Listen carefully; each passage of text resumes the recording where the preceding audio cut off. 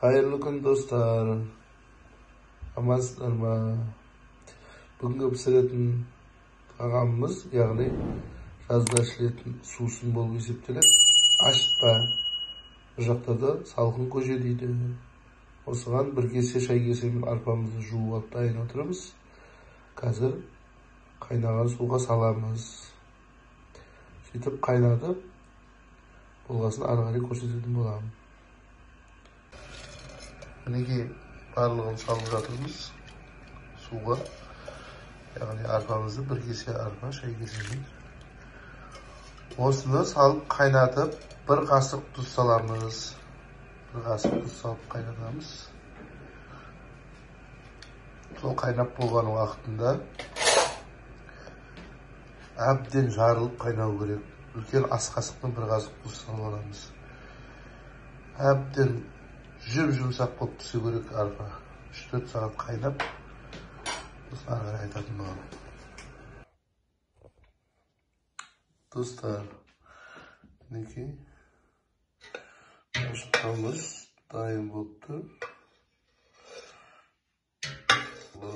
10 градустай жылуға қалған кезде обязательно салқындатып барып құясыздар.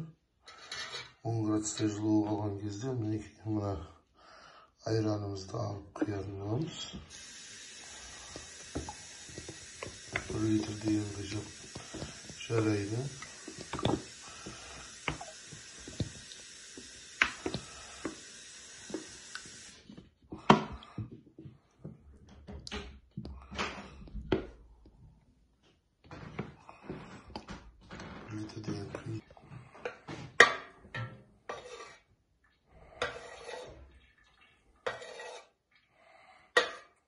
Üstü aralık koyup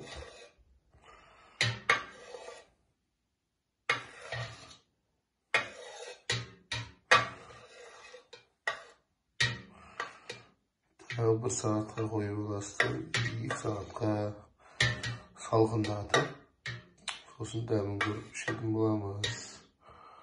Солай ішуге болмайды. Мына қазір айран құйылғаннан кейін осы сұлулықпен 1-2 saat қашиды. Сосын мұздай болып ішеміз.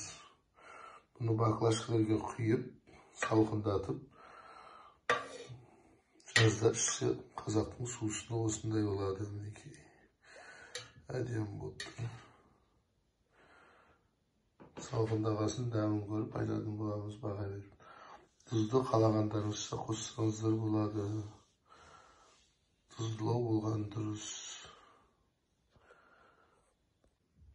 Dostlar, мінекей ашытпамыз дайын болды, яғни суымыз айран көжеміз сияқты болды. Ашытпамыз қазақтың сусыны деп атайды бұны. Bir kese kıyıp berіңіз, мен ішіп көрейін.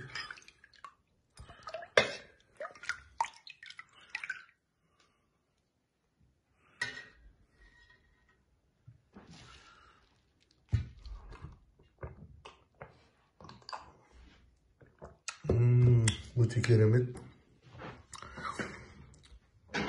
Достар, менің видеом ұнаған болса, kanalıma тіркеліп, лайк басып, комментарий жазып кетіңіздер.